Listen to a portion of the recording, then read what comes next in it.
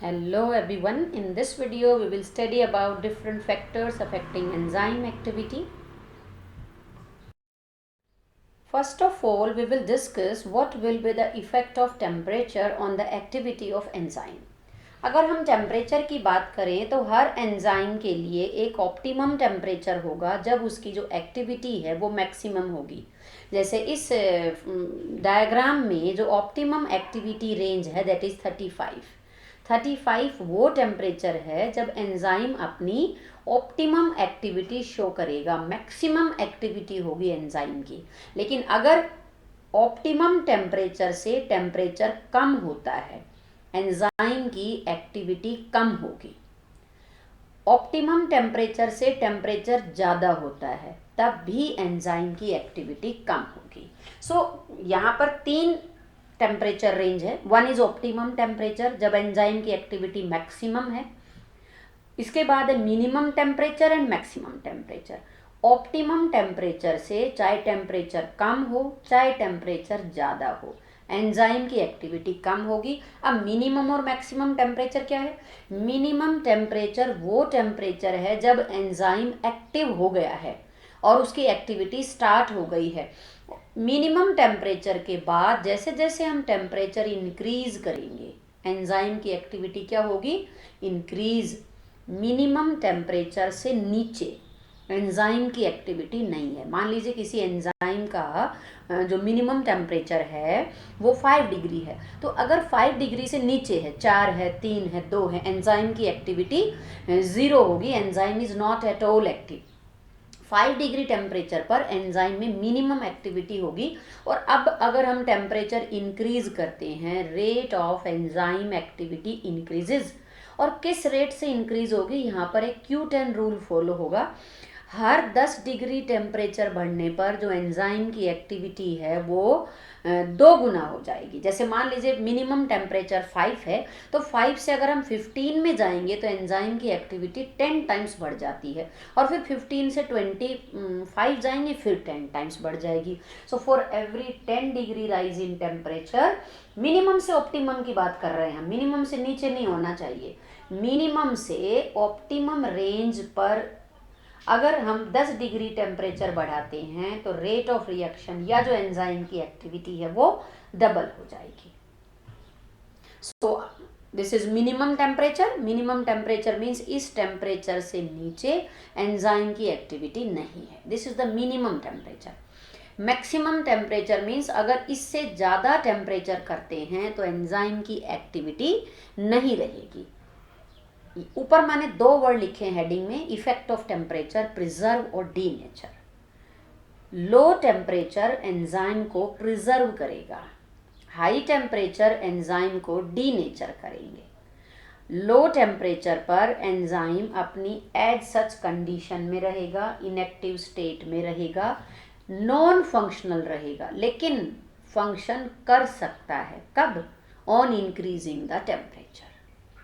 Low temperature preserve the food, same principle काम करेगा। यहाँ पर रेफ्रिजरेटर में रखा खाना प्रिजर्व रहता है, परमानेंटली नहीं, कुछ दिन के लिए। क्यों?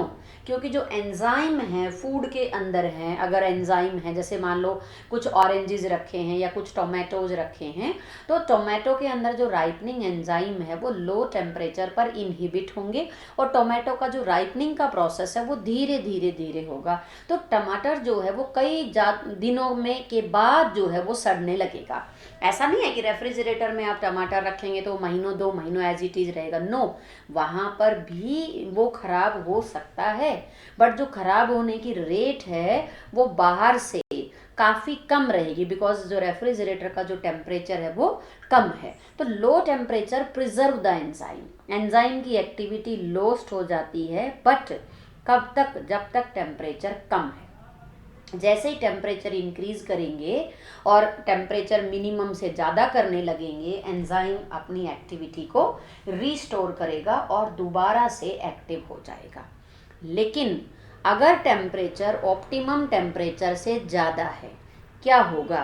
एंजाइम प्रोटीन के बने हैं, प्रोटीन की तरह एंजाइम में टर्शरी स्ट्रक्चर है, अलग अलग बॉन्ड है उनको स्टेबलाइज करने के लिए, जैसे हाइड्रोजन बॉन्ड है, कोवलेंट बॉन्ड है, आयोनिक बॉन्ड है। हाई टेम्परेचर करने पर ये बॉन्ड ब्रेक हो जाएंगी और एंजाइम अपने नेचुरल कॉन्फ़िगरेशन को मेंटेन नहीं कर पाएगा और इस प्रोसेस को हम कहेंगे डीनेचुरेशन। ध्यान रहे, हाई टेम्परेचर एंजाइम की एक्टिविटी को परमानेंटली लॉस्ट करेगा।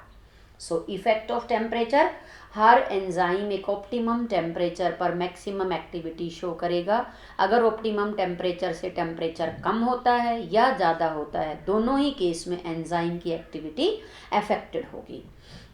मोस्टली एंजाइम, जैसे हम अपनी बॉडी की बात करें तो वो अपनी बॉडी के रूटीन जो 37 डिग्री सेल्सियस है उस टेम्परेचर पर काम करते हैं। Q10 वैल्यू क्या कहा हमने, मिनिमम से जब हम 10 डिग्री टेम्परेचर इंक्रीज करेंगे तो rate of enzyme activity double होती चली जाएगी, लेकिन वो ऑप्टिमम तक ही रहेगी। ऐसा ज़्यादातर एंजाइम जो हैं वो 40 to 60 डिग्री टेम्परेचर पर काम करते हैं, बट इस तरह के बैक्टीरियाज भी हैं जो एक्सट्रीम एनवायरनमेंट्स में रहते हैं जहाँ टेम्परेचर 90 डिग्री से भी ज़्यादा है। जो थर्मोफिलिक बैक्टीरिया हैं, they are able to survive in hot sulphur springs, और इसका मतलब जो उनके एंजाइम हैं they are able to maintain themselves active even at high temperature. तो ऐसा नहीं है कि सभी एंजाइम हाई टेम्परेचर पर लेकिन कहने का मतलब है ये पॉइंट आपको फॉलो करने पड़ेंगे। मान लीजिए कोई एक एंजाइम ऑप्टिमम है 80 to 90 डिग्री पर, तो उसका ऑप्टिमम टेम्परेचर 80 to 90 हुआ।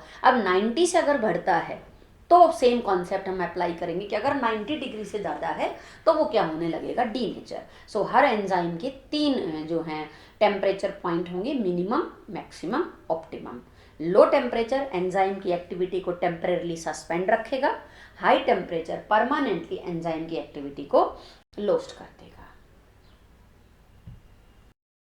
टेम्परेचर की तरह पीएच के लिए भी 3 वैल्यूज़ हैं, ऑप्टिमम, मिनिमम, मैक्सिमम। सो ये ऑप्टिमम पीएच है इस ग्राफ के according. This is the optimum pH जब एंजाइम की एक्टिविटी मैक्सिमम है। अपनी बॉडी का जो पीएच है, ब्लड का जो पीएच है, that is 7.4। So mostly enzyme इस पीएच रेंज पर एक्टिव होंगे। अगर हम एलिमेंट्री कैनाल की बात करें तो यूनिक है हमारी एलिमेंट्री कैनाल। इसमें ऐसे एंजाइम भी हैं जो एसिडिक पीएच पे काम करेंगे, जैसे पेप्सिन है, एल्कलाइन पीएच पे काम करने के लिए ट्रिप्सिन है, काइमोट्रिप्सिन है, माल्टेज, लैक्टेज, और बहुत सारे एंजाइम है। सलाइवा के अंदर जो एंजाइम है सलाइवरी अवाइलेज, वो ऑलमोस्ट न्यूट्रल पीएच पे वर्क करता है। So different enzyme work at different pH. अगर पीएच कम या ज़्यादा होती है तो दोनों ही केस में जो प्रोटीन का स्ट्रक्चर है वो चेंज होगा। क्यों? पीछे हमने पढ़ा proteins are made up of amino acids, और amino acids are having ability to donate H ion और पिक एच आयन। यूट्राइन याद है? जहाँ पर अब पीएच अगर ज़्यादा है या कम है तो अमीनो एसिड प्रोटीन जो प्रोटॉन जो है वो तो या लूज करेगा या गेन करेगा। तो उससे क्या होगा कि जो आयोनिक बॉन्ड है या जो हाइड्रोजन बॉन्ड है वो उनका डिसरप्शन होगा, और जिसकी वजह से प्रोटीन का स्ट्रक्चर क्या होगा, डीनेचर। तो change in pH also denature the protein. Very important, effect of substrate concentration on the activity of enzyme. Substrate concentration का एंजाइम की एक्टिविटी पर क्या इफेक्ट होगा, इस जनरलाइजेशन को डराइव करने के लिए हमने कुछ एजम्पशंस करी हैं। पहली एजम्पशन है कि एंजाइम की कंसंट्रेशन को हमने क्या माना है, constant. Concentration of enzyme is kept constant. क्या कर रहे हैं हम यहाँ पर, एंजाइम का जो अमाउंट है वो सबस्ट्रेट से बहुत ज़्यादा होता है। क्यों? क्योंकि हमें मालूम है कि एंजाइम बहुत फास्ट रेट से रिएक्शन को कैटालाइज कर सकता है, इसीलिए किसी भी रिएक्शन को कैटालाइज करने के लिए एंजाइम की रिक्वायरमेंट कम होगी। Means less molecules of enzymes are involved in a particular reaction. Substrate का जो अमाउंट है वो क्या होगा, ज़्यादा। सो ग्राफ किस तरह से कंस्ट्रक्ट किया है उसमें हमने क्या माना है कि एंजाइम की कंसंट्रेशन को हमने कांस्टेंट रखा है। ये सबस्ट्रेट कंसंट्रेशन है, this is rate of reaction और वेलोसिटी ऑफ द रिएक्शन या rate of enzyme activity. Because आपस में कोरिलेटेड है। जैसे जैसे सबस्ट्रेट कंसंट्रेशन इंक्रीज करेंगे, rate of reaction increases, rate of enzyme activity increases. Why? Because enzyme की कंसंट्रेशन को हमने कांस्टेंट मान के रखा है, शुरू में सबस्ट्रेट कम है, तो ज़्यादातर एंजाइम फ्री हैं, कुछ ही सबस्ट्रेट हैं जो कुछ एंजाइम के साथ जुड़ेंगे और रिएक्शन का कैटालिसिस होगा। जैसे जैसे हम सबस्ट्रेट इंक्रीज करेंगे, रेट ऑफ रिएक्शन इंक्रीज। जैसे मान लीजिए हम माने कि स्टार्टिंग में 1000 एंजाइम मॉलिक्यूल्स हैं और सबस्ट्रेट कंसंट्रेशन है 20, तो 20 ही कैटालाइज होंगे, बाकी एंजाइम रेस्ट करेंगे। फिर हमने सबस्ट्रेट कंसंट्रेशन को 20 से 400 किया, तो जिस टाइम में 20 मॉलिक्यूल का कैटालिसिस हो रहा था, अब उसी टाइम में 400 का होगा, क्योंकि एंजाइम कितने हैं? 1000। अब 400 के बाद हमने 600 किया, 800 किया, तो जैसे जैसे सबस्ट्रेट कंसंट्रेशन बढ़ाएंगे, रेट ऑफ रिएक्शन या रेट ऑफ एंजाइम एक्टिविटी क्या होगा? इंक्रीज होगा। लेकिन एक प्लेटो अचीव होगा। प्लेटो का मतलब फ्लैट लाइन, कांस्टेंट लाइन। एक कांस्टेंट लाइन हमें अचीव होगी, इसका मतलब सबस्ट्रेट कंसंट्रेशन बढ़ाने के बावजूद एंजाइम की एक्टिविटी नहीं बढ़ रही है, रेट ऑफ रिएक्शन नहीं बढ़ रहा है। Why? Because this is the point जब कोई भी एंजाइम फ्री नहीं है, सारे के सारे एंजाइम ऑक्यूपाई हो गए हैं। किसने कर लिए हैं? सबस्ट्रेट ने। अब जैसे आप देखिए इस पॉइंट पर ये मैक्सिमम, ये भी मैक्सिमा है, यहाँ पर 1000 substrate are fully occupied by 1000 enzyme. अब आपने सबस्ट्रेट कंसंट्रेशन सपोज 1200 किया, सबस्ट्रेट 1200 है बट एंजाइम कितने हैं? 1000, तो एक बार में कितने कैटालाइज होंगे? 1000। सो this is effect of substrate concentration on the velocity of reaction. Starting में एंजाइम की कंसंट्रेशन को हमने स्टार्टिंग में सबस्ट्रेट की कंसंट्रेशन को हमने कम रखा है और धीरे धीरे सबस्ट्रेट की कंसंट्रेशन को इंक्रीज कर रहे हैं। दूसरा, एंजाइम की कंसंट्रेशन को हमने कांस्टेंट रखा है। तो जैसे जैसे सबस्ट्रेट कंसंट्रेशन इंक्रीज होगी, velocity of the reaction increase होगा, लेकिन एक पर्टिकुलर लेवल तक ही होगा। ये देखिए ऐसे इस पॉइंट पर आकर जितने भी एंजाइम्स थे वो सारे यूज हो रहे हैं। यूज हो रहे हैं का मतलब वो सबस्ट्रेट से ऑक्यूपाई हो गए हैं। All the enzymes are fully occupied by substrate. इस पॉइंट को आप कई तरीके से कह सकते हैं। इस पॉइंट को हम कह सकते हैं इस टाइम पर कोई एक्टिव साइट फ्री नहीं है, सभी एक्टिव साइट किसने ऑक्यूपाई कर रखी हैं? सबस्ट्रेट ने। और ज़्यादा सबस्ट्रेट ऐड करने पर वेलोसिटी ऑफ रिएक्शन इंक्रीज नहीं होगी, because no enzyme is free. आप ऐसा भी कह सकते हैं, no enzyme is free to bind with substrate. ऐसा भी कह सकते हैं, enzyme is fully saturated with the substrate, so you will obtain a straight line. So this is velocity of the reaction versus substrate concentration. अब scientist जो हैं V maxima की बजाय हाफ V मैक्सिमा को कंसिडर करते हैं ज़्यादा। किसी भी जो है एंजाइम की एक्टिविटी को फाइंड आउट करने के लिए V मैक्सिमा की बजाय क्या रखेंगे? Half V maxima. तो अगर हम इस ग्राफ पे प्लॉट करना चाहें कि हाफ V मैक्सिमा का है, तो ये तो V मैक्सिमा है, इसका हाफ करेंगे तो क्या है? हाफ V मैक्सिमा के कोरस्पोंडिंग सबस्ट्रेट कंसंट्रेशन अगर हम फाइंड करें, see this is substrate concentration. ये वो सबस्ट्रेट कंसंट्रेशन है जब वेलोसिटी ऑफ रिएक्शन कितना हो चुकी है? हाफ। इसको साइंटिस्ट ने कहा Km is actually constant, Michaelis Menten's constant. Michaelis and Menten's दो साइंटिस्ट हैं जिन्होंने एंजाइम काइनेटिक्स की इस वेरी इंपॉर्टेंट जनरलाइजेशन को डिराइव किया और इनकी जो इक्वेशन है उसको डिराइव किया। सो Km क्या है? Km is substrate concentration. कब? जब वेलोसिटी ऑफ रिएक्शन मैक्सिमम की हाफ हो चुकी है। तो Km किसके बराबर होगा? V maxima by 2, substrate concentration at which enzyme has attained half of its maximum velocity. So this is effect of substrate concentration. अब हम Km वैल्यू को जानने की कोशिश करते हैं कि Km वैल्यू का एंजाइम की जो रिएक्टिव एक्टिविटी है या सबस्ट्रेट के लिए एफिनिटी है, उससे क्या रिलेशन है? Km is inversely proportional to affinity of the enzyme for the substrate. Affinity of the enzyme का मतलब क्या है? यहाँ पर कितनी कंसंट्रेशन होने पर सबस्ट्रेट एंजाइम सबस्ट्रेट को रिकॉग्नाइज करेगा और उसके साथ बाइंड करेगा। एफिनिटी का मतलब है at what concentration of substrate enzyme will recognize the substrate and bind to it. समझते हैं इस एग्जाम्पल से, फिर इस पॉइंट पर दोबारा आते हैं। ये देखिए, हेक्सोकाइनेज 1 एंड हेक्सोकाइनेज 4। हेक्सोकाइनेज क्या है? एंजाइम है जो ग्लूकोज का या 6 कार्बन शुगर का फोस्फोराइलेशन करेगा। जैसे जो ग्लूकोकाइनेज है ये क्या करेगा? ये ग्लूकोज को किस में कन्वर्ट, 1 मिनट, ये एंजाइम हमें रेस्पिरेशन में पढ़ना भी है इसलिए हम इसे लिख रहे हैं। See glucose is converted into, और आज की वीडियो में भी एक जगह हम इसे फिर पढ़ेंगे।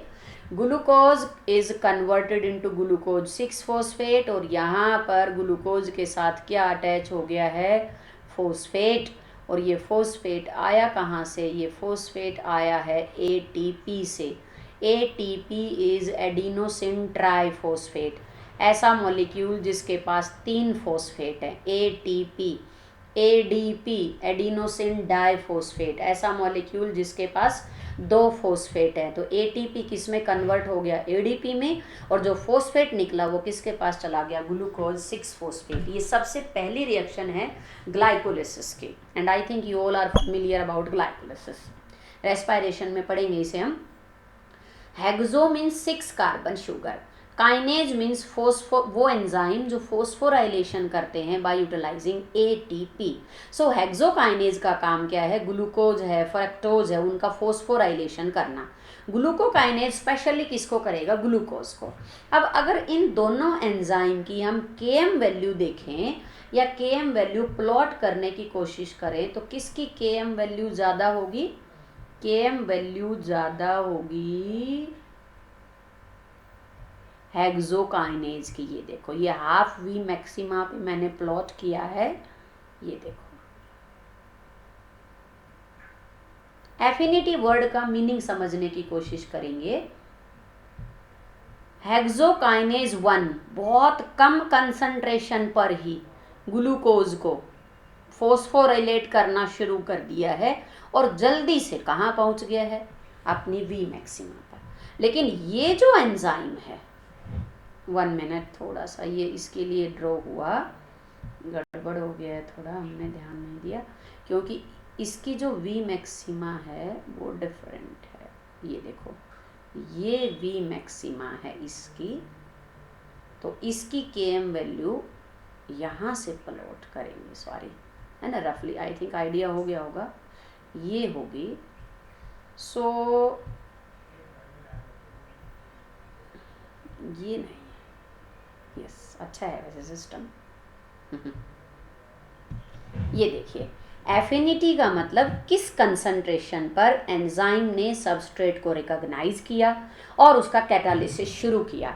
यहाँ पर हेक्सोकाइनेज 1 ग्लूकोज के लिए ज़्यादा एफिनिटी शो करता है एज कम्पेयर टू हेक्सोकाइनेज 4 और ग्लूकोकाइनेज। हेक्सोकाइनेज 1 ने बहुत कम कंसंट्रेशन पर ग्लूकोज को डिटेक्ट किया और कैटालिसिस स्टार्ट की, जबकि ग्लूकोकाइनेज ने ज़्यादा कंसंट्रेशन पर कैटालिसिस स्टार्ट की, और यही वजह है कि उसका जो Km वैल्यू है वो हेक्सोकाइनेज 1 से काफ़ी ज़्यादा है। सो एफिनिटी का मतलब, ज़्यादा एफिनिटी का मतलब कम से कम कंसंट्रेशन पर ही रिएक्शन को स्टार्ट कर दे, वो एंजाइम ज़्यादा एफिनिटी शो करेगा फॉर सबस्ट्रेट। अब यहाँ पर देखो, हेक्सोकाइनेज 1 का Km वैल्यू कम है, इसका मतलब इसकी एफिनिटी ज़्यादा है। आपको इस रिलेशन को लर्न करने ज़रूरत नहीं है, आपको समझ के इसको कॉन्सेप्ट बिल्डअप करना है। एफिनिटी मीन्स जल्दी से पहचाना और तुरंत कैटालिसिस शुरू की। ग्लूकोकाइनेज का क्या है? थोड़ा सा ग्लूकोज बढ़ने दो, फिर मुझे पता चलेगा कि यस ग्लूकोकाइनेज है, और तब मैं कैटालिसिस स्टार्ट करूँगा। तो इस केस में Km वैल्यू क्या रहेगी? ज़्यादा। एक दो एंजाइम और हम आगे पढ़ेंगे। एक तो होता है Rubisco. Rubisco C3 cycle of photosynthesis में इन्वॉल्व है, और एक होता है पेप्को या पेप्केज, फोस्फोइनोल पायरुवेट कार्बोक्सिलेज। दोनों एंजाइम ही कार्बोक्सिलेशन रिएक्शन करते हैं। रुबिस्को का काम है RuBP राइबुलोज 1,5 बिसफोस्फेट के साथ CO2 को ऐड करना, और पेप्केज का काम है फोस्फोइनोल पायरुवेट कार्बोक्सिलेज है। ये क्या करेगा, this will join CO2 to phosphoenol pyruvate carboxylase. So हम क्या कह रहे हैं, फोटोसिंथेसिस में दो एंजाइम हैं, एक तो है पेप्केज और दूसरा है, मैं इसको शॉर्ट फॉर्म में ऐसे ही लिख रही हूँ, कैपिटल नहीं लिख रही हूँ ताकि जल्दी से लिखा जाए, पेप्केज फोस्फोइनोल पायरुवेट कार्बोक्सिलेज, और दूसरा है रुबिस्को। आपको एंजाइम याद ना भी रहे कोई बात नहीं, लेकिन कॉन्सेप्ट याद आ जाना चाहिए कि हाँ ऐसा कुछ हमने पढ़ा था, तो आप इसे कोरिलेट कर पाएँ। फोटोसिंथेसिस में दो एंजाइम है, रुबिस्को एंड पेप्केज। रुबिस्को की खास बात क्या है कि रुबिस्को CO2 O2 दोनों के साथ जुड़ सकता है। सो जब CO2 ज़्यादा होगी तभी ये रुबिस्को CO2 के साथ जुड़ पाएगा। पेप्केज क्या है, ये बहुत ज़्यादा एफिनिटी शो करेगा CO2 के लिए, यानी कि CO2 कम से कम कंसंट्रेशन में है तब भी ये कार्बोक्सिलेशन कर सकता है। सो किसकी Km वैल्यू कम हुई, पेप्केज की। पेप्केज का ग्राफ आप ये मान लीजिए एक्सोकाइनेज की तरह रहेगा, बहुत कम कंसंट्रेशन में CO2 है तब भी उसके साथ जोड़ने लग जाएगा। So package is having high affinity for the substrate, so इसका Km वैल्यू कम रहेगा, और रुबिस्को का जो Km वैल्यू है वो क्या रहेगा, ज़्यादा। So this is effect of substrate concentration on the activity of enzyme. Km क्या है, वो substrate concentration जब V maxima कितनी पहुंच गई है, half. So that is substrate concentration. Enzyme inhibition. Certain inhibitor substances are there which inhibit activity of enzyme. और ये जो टॉपिक है वो ह्यूमन ने अपने यूज़ के लिए भी इसका वास्ट लेवल पे ये जो है इसको एक्सप्लोर किया है, एक्सप्लोइट किया है। बहुत सारी ऐसी ड्रग्स हैं, मेडिसिन्स हैं जो इस प्रोसेस के ऊपर वर्क करती हैं। Enzyme inhibition means certain inhibitor molecule inhibit activity of enzyme. Inhibition basically दो तरह का है, कॉम्पिटिटिव एंड नॉन कॉम्पिटिटिव। पहले हम जस्ट इन वर्ड का मीनिंग जानने की कोशिश करेंगे। Competitive inhibitor means enzyme not enzyme, inhibitor molecule and substrate resemble in shape. Inhibitor and substrate resemble in shape कुछ हद तक, and they compete for binding site of the enzyme. Competitive से ही याद रखना है, इनहिबिटर compete करेगा substrate के साथ for active site of the enzyme, और सबस्ट्रेट की बजाय कौन जुड़ जाएगा, inhibitor. So enzyme substrate complex की बजाय क्या बनेगा, एंजाइम इनहिबिटर कॉम्प्लेक्स। प्रोडक्ट मिलेगा, नहीं मिलेगा। ओके, अगर इनहिबिटर एक्टिव साइट को compete ना करके किसी दूसरी जगह पर बाइंड करता है और एंजाइम की एक्टिविटी को इनहिबिट कर देता है, तो उसे हम क्या कहेंगे, non competitive inhibition. Non competitive inhibition substrate और इनहिबिटर का मॉलिक्यूलर स्ट्रक्चर या मॉर्फोलॉजी बिल्कुल भी नहीं मिलता है। इनहिबिटर एंजाइम में किसी दूसरी जगह बाइंड करेगा, जब यहाँ पर, अब केमिस्ट्री समझो, जब वो यहाँ पर बाइंड करेगा तो यहाँ कुछ बॉन्ड बनेंगी, यहाँ बॉन्ड बनने की वजह से यहाँ का जो स्ट्रक्चर है वो क्या हो जाएगा, चेंज, और अब ये सबस्ट्रेट इस एक्टिव साइट में फिट नहीं हो सकता, और इसकी वजह से जो एंजाइम का कैटालिसिस है वो नहीं हो पाएगा। यहाँ इनहिबिटर ने स्ट्रॉन्ग कोवलेंट बॉन्ड बनाई है जिसकी वजह से एंजाइम की एक्टिविटी परमानेंटली लॉस्ट होगी। So competitive inhibitor resemble substrate in molecular structure, shape and compete with substrate for active site of enzyme. So active site पर inhibitor की बजाय कौन जुड़ जाएगा, substrate जुड़ेगा, और एंजाइम की activity lost. Non competitive inhibition, inhibitor और सबस्ट्रेट में कोई सिमिलरिटी नहीं है। इनहिबिटर एक्टिव साइट को कभी भी कॉम्पीट नहीं करेगा, एक्टिव साइट पर कभी भी ज्वाइन नहीं करेगा, किसी दूसरी जगह जुड़ेगा जिससे एक्टिव साइट का स्ट्रक्चर चेंज हो जाता है और अब सबस्ट्रेट वहाँ पर अटैच नहीं हो पाएगा। अब हम कुछ एग्जाम्पल्स पढ़ेंगे। कॉम्पिटिटिव इनहिबिटर रिवर्सिबल प्रोसेस है। रिवर्सिबल प्रोसेस मीन्स थोड़े टाइम बाद जो इनहिबिटर मॉलिक्यूल्स हैं वो डिकम्पोज होंगे, डिग्रेड होंगे। हर मॉलिक्यूल की एक सेल्फ लाइफ है, तो जब वो डिग्रेड होंगे तो एंजाइम एज सच रिकवर होगा। Enzyme is free to bind with the substrate. So reversible process है। दूसरा, इनहिबिटर के इफेक्ट्स को हम कैसे ओवरकम कर सकते हैं। अगर हम सबस्ट्रेट की कंसंट्रेशन बढ़ा दें तो इनहिबिटर का इफेक्ट कम हो जाएगा। जैसे अगर हम कहें कि एक इनहिबिटर है और सबस्ट्रेट है। इनहिबिटर, मान लीजिए हमने कोई सब्सटेंस इनहेल किया है जो या इंजेस्ट किया है जो इनहिबिटर का काम कर रहा था। अगर हम इस केस में सबस्ट्रेट की कंसंट्रेशन को इंक्रीज कर देते हैं तो क्या होगा, इनहिबिटर के इफेक्ट को हम क्या कर सकते हैं, ओवरकम। क्योंकि ध्यान रहे, एंजाइम की एक्टिविटी को अफेक्ट नहीं करेगा। अगर इनहिबिटर एंजाइम के साथ जुड़ गया तो एक्टिविटी नहीं होगी, और अगर इनहिबिटर एंजाइम के साथ नहीं जुड़ा और सबस्ट्रेट जुड़ा तो रिएक्शन वैसे ही होगी जैसे नॉर्मली होती है। यहाँ पर जो वी मैक्सिमा है या हाफ वी मैक्सिमा है, कोई चेंज नहीं होगा। V maxima will remain same, क्योंकि जो इनहिबिटर अगर जुड़ गया तो रिएक्शन को स्टॉप करेगा, लेकिन अगर ज्वाइन नहीं कर पाया है और सबस्ट्रेट ज्वाइन कर पाया है, अब इनहिबिटर कुछ नहीं कर सकता, वो सिर्फ बाइंडिंग साइट के लिए compete करेगा। तो अगर इनहिबिटर का नंबर कम है तो कंपटीशन वीक हो जाएगा और सबस्ट्रेट के बाइंड करने के चांसेस ज़्यादा होंगे। हाई केएम वैल्यू, इनहिबिटर की प्रेजेंस में केएम वैल्यू क्या होगी, ज़्यादा। कैसे इजीली समझ सकते हैं, बिकॉज कॉम्पिटिटिव इनहिबिशन के केस में रेट ऑफ रिएक्शन कब होगी, जब आप सबस्ट्रेट की कंसंट्रेशन को बढ़ाएंगे, और जब आप सबस्ट्रेट की कंसंट्रेशन को बढ़ाएंगे तो केएम वैल्यू क्या होगी, ज़्यादा। 3 एग्जाम्पल हम यहाँ पढ़ेंगे। फर्स्ट है सल्फा ड्रग और सल्फोनामाइड। सल्फा ड्रग और sulfonamide, these drugs are given to kill bacteria. Antibacterial हैं ये। बैक्टीरिया अपनी बॉडी में फॉलिक एसिड सिंथेसाइज करते हैं, और ये पाथ गिवन है, पूरा नहीं पढ़ना है, just have a look at this.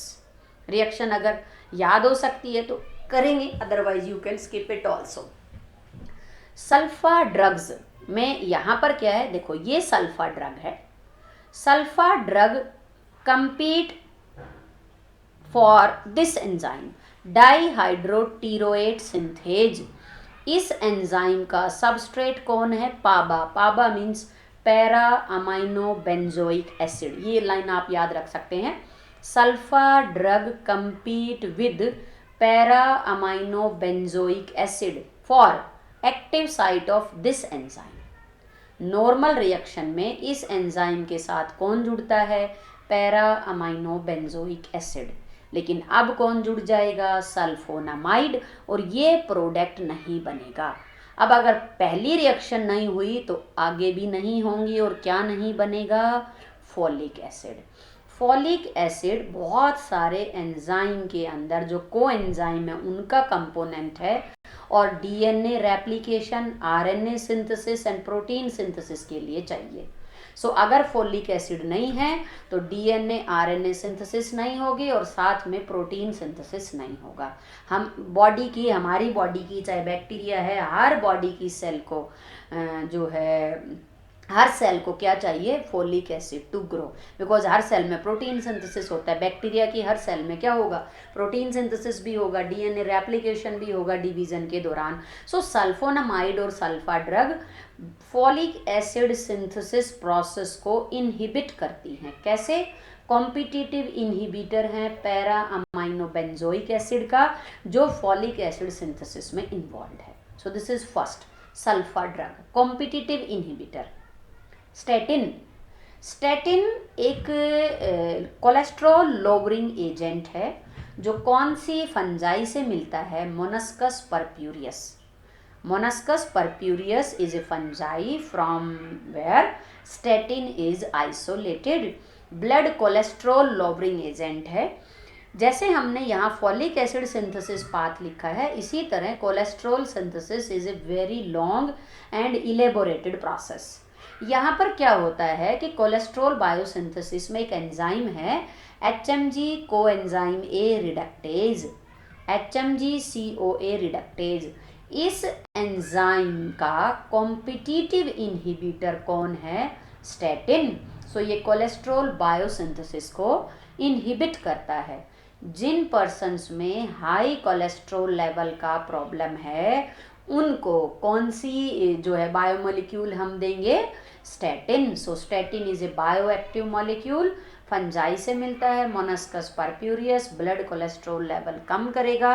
कौन से प्रिंसिपल के बेस पे, अगेन कॉम्पिटिटिव इनहिबिशन के बेस पे।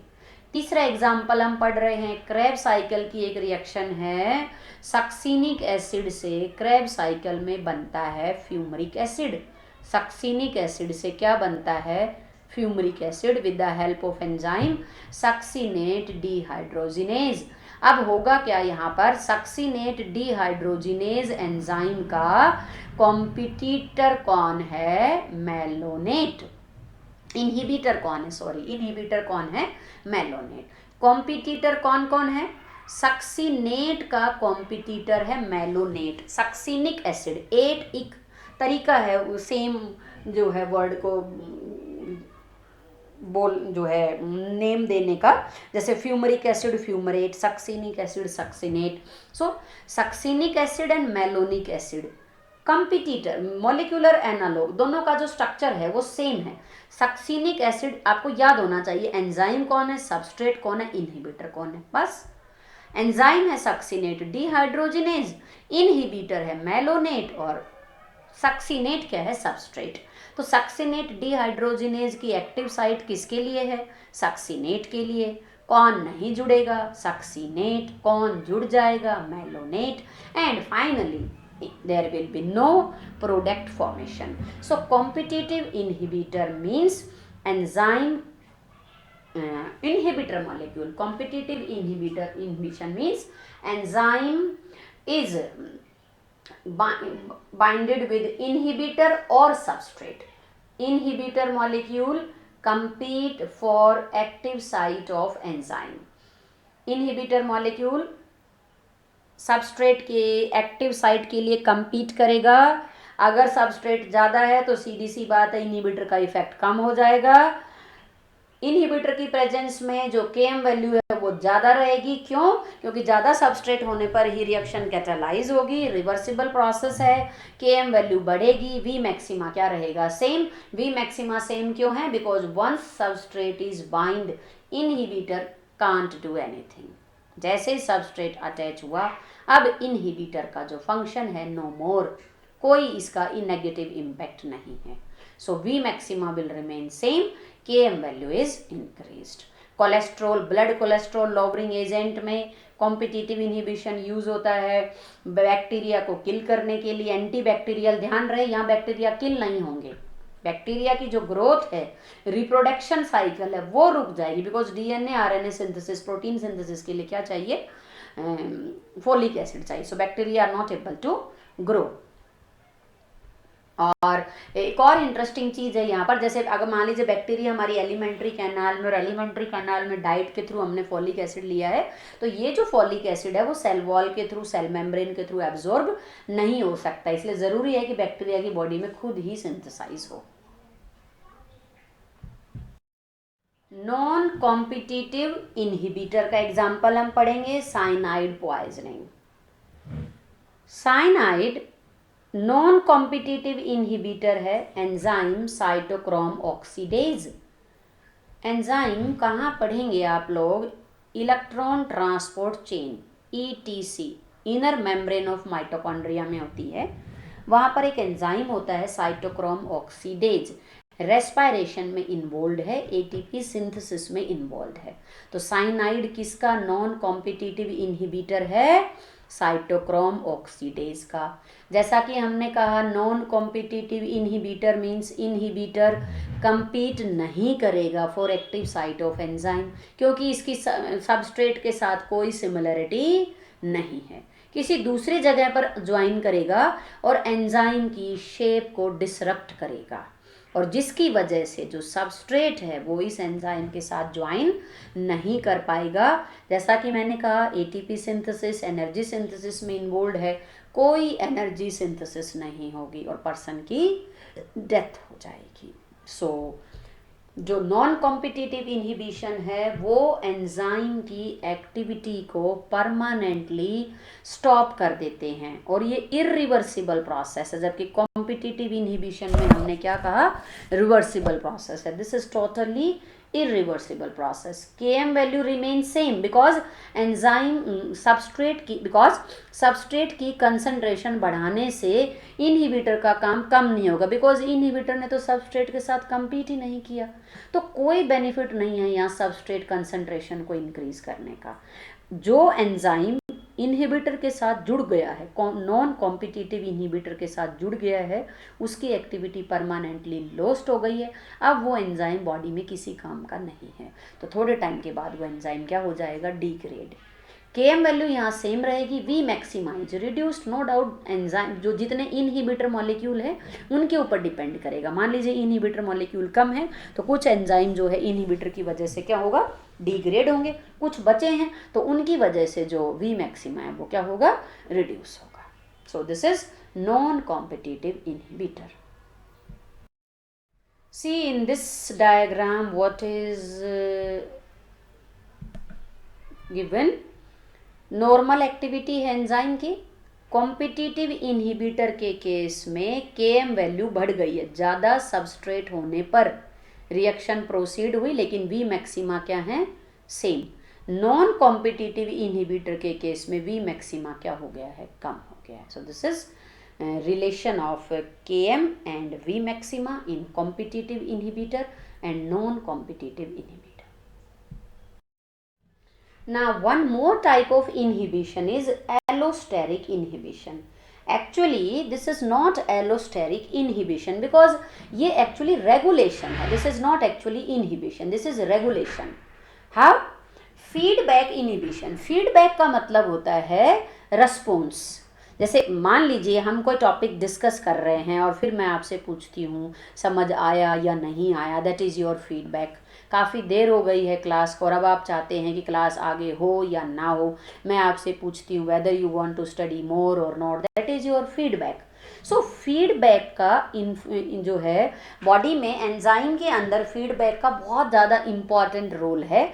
कोई भी सबस्ट्रेट या प्रोडक्ट जितना कंसंट्रेशन में चाहिए उतना ही रहता है, अगर किसी वजह से वो प्रोडक्ट आगे यूज नहीं हो रहा है तो एंजाइम एक्टिविटी थोड़े टाइम के लिए सस्पेंड हो जाती है, ताकि जो बॉडी के अंदर जो बायोमॉलिक्यूल्स हैं उनका जो कंसंट्रेशन है मोर और लेस क्या रहे, कांस्टेंट। सो एलोस्टेरिक इनहिबिशन और फीडबैक रेगुलेशन और inhibition is not actually inhibition in negative sense. ये इनहिबिशन है, एंजाइम की एक्टिविटी इनहिबिट रहेगी, लेकिन वो बॉडी के अच्छे के लिए हो रहा है ताकि जो प्रोडक्ट नहीं चाहिए वो एक्सेस अमाउंट में ना बने। सो यहाँ पर क्या है, ये देखिए, ये एंजाइम है, ये एंजाइम की एक्टिव साइट है। इन एंजाइम के पास एक और साइट होती है एलोस्टेरिक साइट, जो मॉड्यूलेटर या एक्टिवेटर मॉलिक्यूल के लिए है, जो मॉलिक्यूल उस रिएक्शन को कंट्रोल करेगा एक्चुअली। सो ये एक्टिव साइट है विच इज़ फॉर सबस्ट्रेट, ये एलोस्टेरिक साइट है, एक्टिवेटर साइट है फॉर एलोस्टेरिक मॉलिक्यूल। क्या होगा, जैसे ही एलोस्टेरिक मॉलिक्यूल यहाँ पर अटैच होगा, it will bind and change structure of active site of the enzyme। ध्यान रहे अब तक का जो मैंने डिस्क्रिप्शन बताया है वो बिल्कुल नॉन कॉम्पिटिटिव इनहिबिशन के जैसा है, लेकिन डिफरेंस क्या है, this process is totally reversible. जैसे ही एलोस्टेरिक इनहिबिटर यहाँ से हटा, एंजाइम की एक्टिविटी वापस, एंजाइम की जो एक्टिव साइट है वो वापस ऐसे हो जाएगी। डिस्क्रिप्शन इज सेम, वहाँ पर भी इनहिबिटर एक्टिव साइट पे बाइंड नहीं हुआ और एक्टिव साइट की कन्फर्मेशन चेंज हो गई बाइंड करने की वजह से, यहाँ पर भी ऐसा है। Enzyme is having active site for substrate, allosteric site और activator site for allosteric molecule. जैसे ही एलोस्टेरिक मॉलिक्यूल यहाँ पर अटैच होगा, एंजाइम की एक्टिव साइट क्या हो जाएगी, चेंज। यहाँ पर हम एग्जाम्पल लेंगे सेम एंजाइम का जो हमने पीछे लिया था, दिस इज हेक्सोकाइनेज। ये एंजाइम है हेक्सोकाइनेज और सबस्ट्रेट है ग्लूकोज, और यहाँ एलोस्टेरिक मॉलिक्यूल है ग्लूकोज 6 फॉस्फेट। ये देखो कौन है ग्लूकोज 6 फॉस्फेट, इस रिएक्शन का प्रोडक्ट।